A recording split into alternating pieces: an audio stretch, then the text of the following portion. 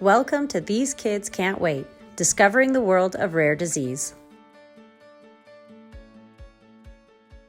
Welcome to These Kids Can't Wait, where we highlight the change makers in our community and share the stories of families living with rare disease. And before we jump into questions, I want to take a moment to share an update on the work happening at the Lost Enzyme Project and why this moment feels so important to us. The Lost Enzyme Project was created with one clear mission: to help develop a treatment for children and families affected by Beta-Mannosidosis, an ultra-rare, devastating genetic disease. Over the past few years, our organization has grown in ways we could have never imagined. We now have a dedicated patient identification team, fundraising, and patient advocacy team, and our community continues to grow every single day. We are identifying new patients on a weekly basis, learning more about Beta-Mannosidosis, building connections between families and researchers, and spreading awareness around the world. Most importantly, we are closer than ever to a potential treatment, something that once felt impossible. As we look ahead, 2026 is shaping up to be a pivotal year for our foundation. This is real momentum, real hope, and real progress happening, and we are so excited for what's next. In today's episode, we're sharing updates on where we're at in the treatment development process, what the road ahead looks like, and how all of this is impacting the families right now. I'm joined today by Laurel Greger and Lorena Lomelin. Laurel, let's start with you. Can you tell our listeners about the Lost Enzyme Project and your connection to the foundation? Sure. So the Lost Enzyme Project is a nonprofit that is dedicated to supporting those with beta-mannosidosis and their families. Um, we are the beta community, really, and we are supporting advancements in treatment as well as trying to connect the community. And so my role really evolved with each of your roles. We founded it together and have just come leaps and bounds since it started. It's been exciting. Lorena, what does life as a rare mom look like for you right now? And how has that changed since the foundation first began? Again, I know we're all on different paths and journeys of where our kids are at. As far as life as a rare mom, it just changes kind of your mindset. So my brain is always thinking, always trying to find, what can we do to, for Dean, what's happening with the kid, with Oliver, with Skylar, all the other kids, kind of always trying to um, come up with solutions, doing a lot of reading, a lot of scientific journal reading, kind of seeing if things pop up that maybe we can bring up to the doctors. In my place, we go to quite a few doctor's appointments a year. Again, a lot of it's just to keep a baseline for Dean right now, but still, it's a lot for Dean. He's always like, why do I got to leave school? Why do I got to miss that? I don't want to miss my art project. But he's really a trooper. So I think like any parent who has a child with a rare disease or is going through an illness, um, your mindset in your life instantly changes once they're diagnosed, and you just kind of hopefully just get going. Now, with the Lost Enzyme Project started, I've definitely feel now that we have a community, that we're a lot stronger, and that we're making a difference for those new patients that are being diagnosed, that they feel like they do have a place and a group of parents to talk to when they're going through that devastating news. Yeah, our community has definitely grown a little bit. And what do you guys think the biggest milestones have been the past 2 years for our foundation? I think for me, it's getting through or almost completing the preclinical studies. I mean, that was something that was our maiden voyage with fundraising and getting all of that underway. And now we have real results, we have data, and it's very exciting. I think the treatment, the enzyme replacement therapy, is a miracle treatment. And I'm just really excited to move into treatment development and into those next stages. Um, Kind of going back to that first question of what it's like to be a rare mom right now, you know, for me, it's changed in that Oliver is progressing quite rapidly now. And so I feel this constant pressure. Um, things need to move fast, and that's just often not the way it works, especially when you're trying to develop new treatment and advance medicine in the rare world. And so it's overwhelming at times. And it's just, it feels so critical. And I don't know if you feel the same way, Erin, with where Skylar's at, but it feels more monumentous, more important. Yeah. Yeah. And for our listeners who are not familiar with the Lost Enzyme Project, we're dedicated to creating a treatment for our kids with beta-mannosidosis. And we're in the process of doing preclinical trials right now. We have an enzyme that we're testing on mice, and we are getting phenomenal results. And so there's a couple more stages that we need to go through to get this drug into our children. Lorena, do you want to tell our listeners kind of that treatment development process?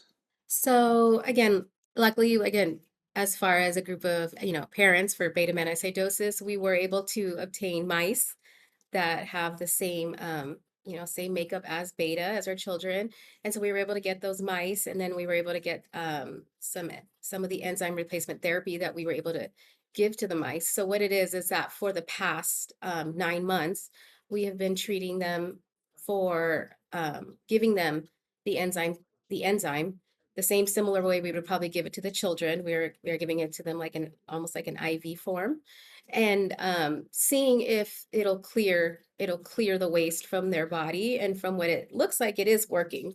And also we're also doing a lot of testing on the mice as far as physical and their physical strength and a lot of their mental capacity, kind of similar as again what we see happening with the children, seeing if there is a decline and if the enzyme is actually helping.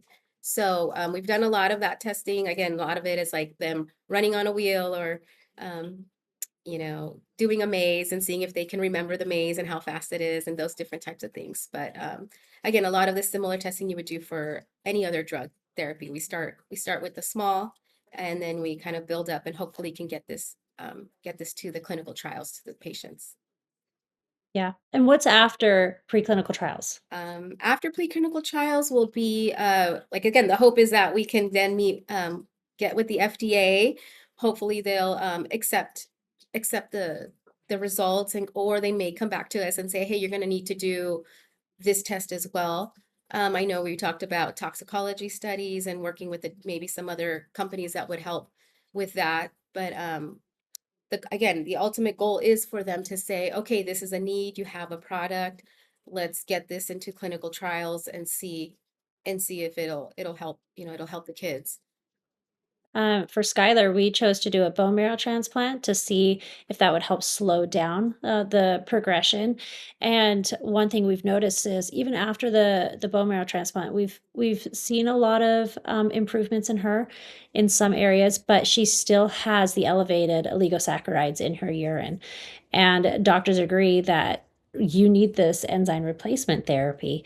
And I think some of the kids need it, a little sooner than others. But the next step would be for us is to get this drug manufactured. So if we needed, we could possibly do compassionate use for some of the children. But then once it's manufactured, we could hopefully move into clinical trials. So I think manufacturing it is a very crucial step. What do you guys think is next for our foundation 2026? Well, I hope it's manufacturing and compassionate use or clinical trials. I mean, for me, that's everything. Of course, I think at the same time, we have to identify more patients because if this drug is going to be made and have longevity, we need a patient population that can support it. And of course, we know that those patients are out there, they're just not being diagnosed. And so, um, sometimes I feel like so much of it's up to us to really educate, spread the word, grow the community, get the treatment made. I mean, we're really doing it all and it's all important. Yeah. Laurel, why do you think natural history studies are crucial um, for foundations like ours in developing a treatment? Well, I think it paints a better picture of what the disease is. How does it start? How does it progress? What are the lives of these children looking like? And then you can take that data and have endpoints and say, this is why it's critical that we have treatment. This is why it's critical that we have funding. This disease is serious. It's something that is progressive in nature, and it's something that we have the technology to treat. I mean, we're lucky in a sense that there is the technology, whether it's enzyme replacement therapy or gene therapy, to make a significant change in children's lives and adult lives, and so much of it is catching it early, treating it early, but there's the technology to do it. And that's huge. And so I think it's really pushing that agenda through so that essentially we end suffering for people. Yeah.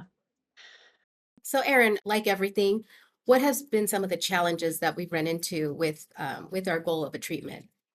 Having a larger patient population, would definitely help move things along, but the biggest hurdle is the cost of everything.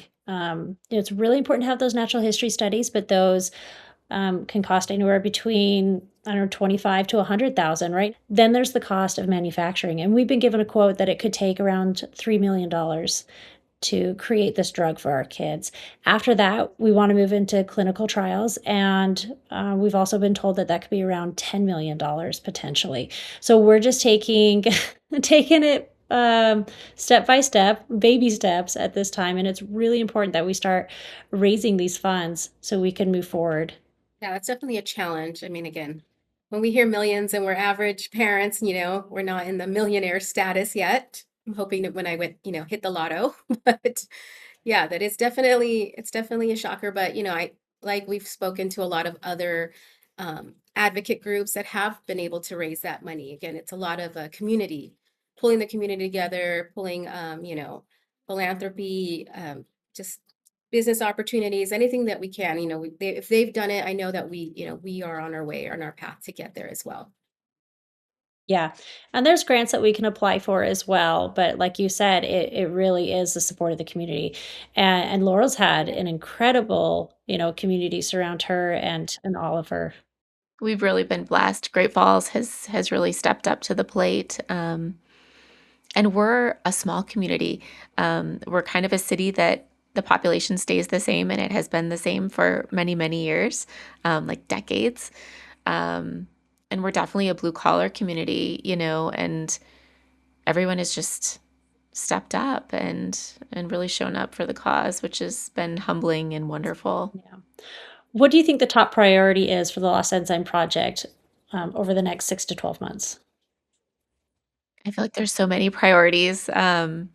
I think fundraising. I mean, essentially everything comes down to money, right? So we've got to get the funds to move to the next step. And it has been daunting because, like Lorena said, we're parents. We're all none of us have this background. I don't think 5 years ago any one of us would have thought, I'm gonna pioneer making a new drug and pushing it through the FDA and getting it hopefully marketed globally. Like that's on my to-do list. I mean, none of us had any idea of how this even works. And it's still a learning process because so much of the business side and the science and, the regulatory side, it's all new. And so we're learning as we go. And I'm so proud of us because we're a small group of parents. It's not like we're an organization that has, 20 people, 30 people.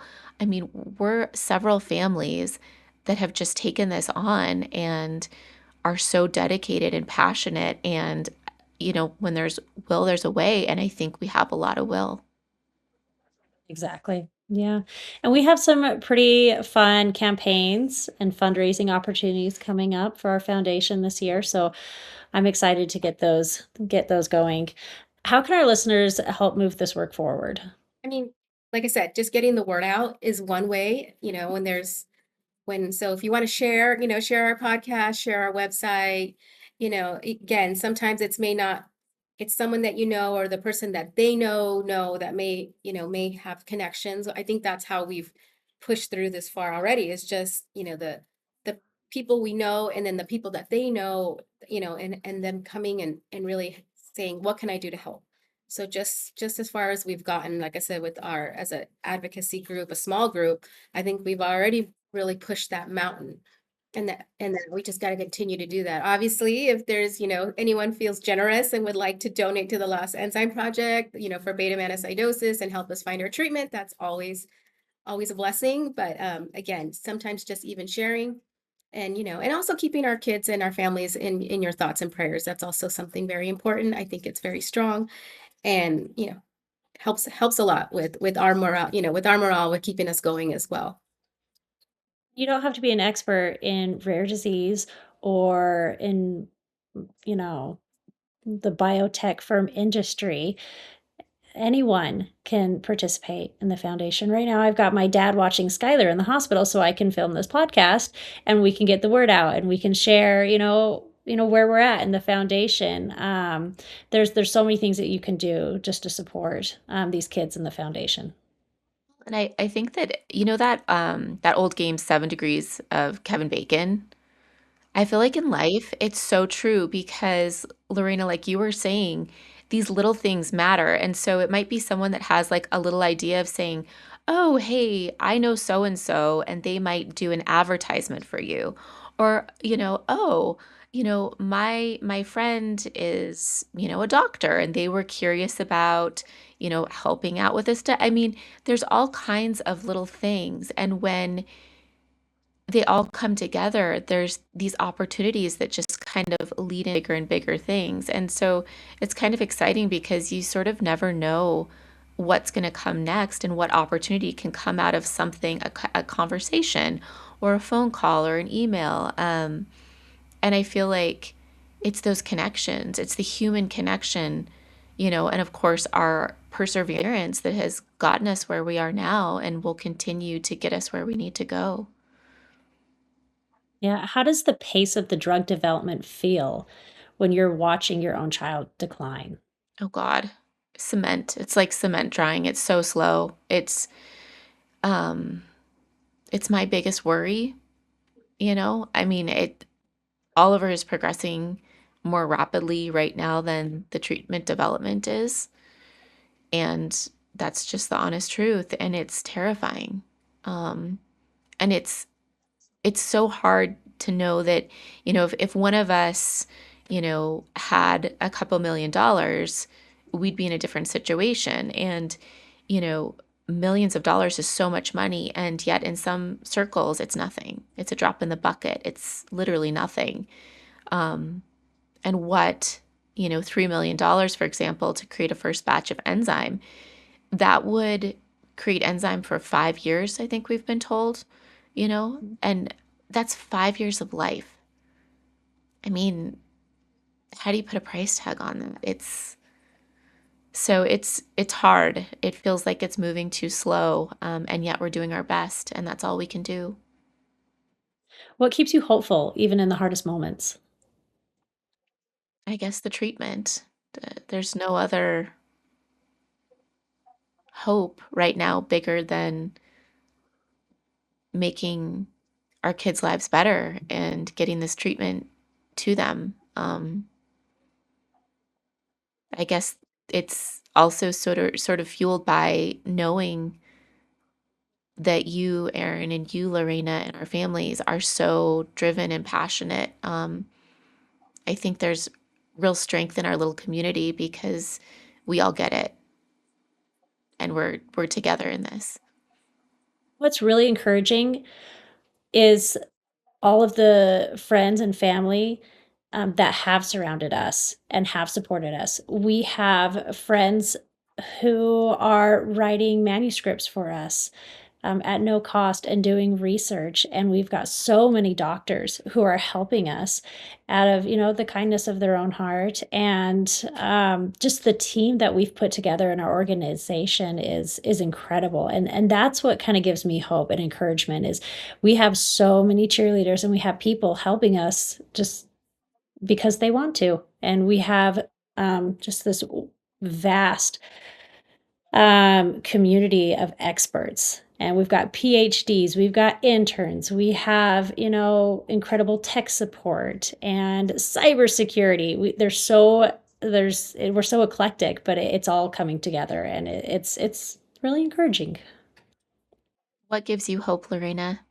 Gives me hope. I mean, I think again, just as far as we've come, obviously that's their goal is to get to get to the treatment, get it into the kids. But just the fact that we've even gotten this far in such a short time really gives me hope. And that we've been able to raise, again, we've been able to raise, $500,000 in, what was that, 2 years? If that, so that gives me hope in that, again, every day we're meeting new people, every day we're talking to them and they're like, hey, tell me more. Oh, again, here's one person. So that really gives me hope, and like everything, I know we're all in different stages and I know it's a very scary ride. And that's again, I really do hope that we are able to get like an angel donor or some type of, company backing that would get us this treatment as soon as possible so we can really see um, or stop the progression and really just, give our kids, give your kids specifically, some, time and take some of that stress off of you as parents, like I said, and myself, but a lot. I know your stress level is a lot higher and you're in a lot different place. So that's what gives me hope. I feel like we've learned so much throughout this process. I want to write down a roadmap for other families that are going through this. What would you guys say to other rare disease families who are out there waiting for a treatment? I think for me, I just say don't give up. Um, Progress is progress. And even if it's a tiny, you know, that day you made a new connection or you got a new specialist on board or, whatever it is, your child had a small success, you really just have to live off of that positivity and that momentum and that progress and just keep going, because it doesn't, you don't have to make leaps and bounds. This journey, I feel like overall is just small steps. It's distance, right? We're not in a sprint. I mean, in a sense, like we are in a sprint, but it's a long journey. And so you have to have endurance and persistence. And so just keep going. Yeah, and don't stop talking about it. That's the other thing. Yep. Don't be shy. It's hard. I mean, I'm still kind of a shy person too, but you just have to.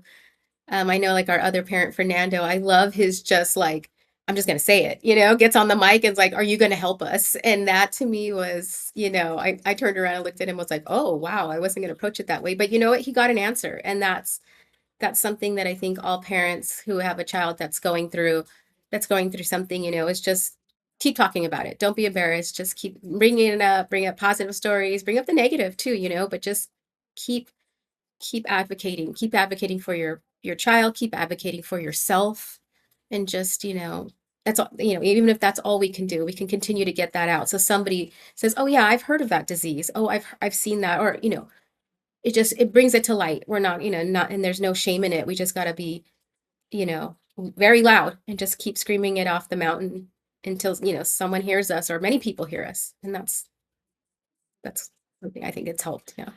Yeah. I think we're all definitely outside of our comfort zone at this point, but we're growing and we're learning and we're making progress, which is great and which is very encouraging. Thank you for joining this update from the Lost Enzyme Project. As we've shared today, this progress is real, but so is the urgency. Behind every milestone in treatment development is a child waiting and a family hoping for more time.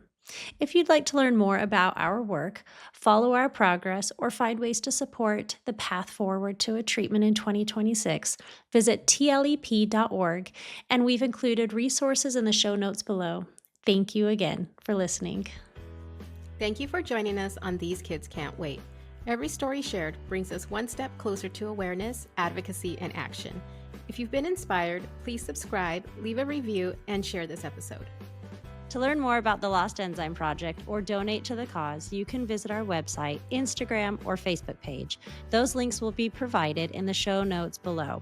Thank you again, and remember, these kids can't wait, but together, we can make a difference.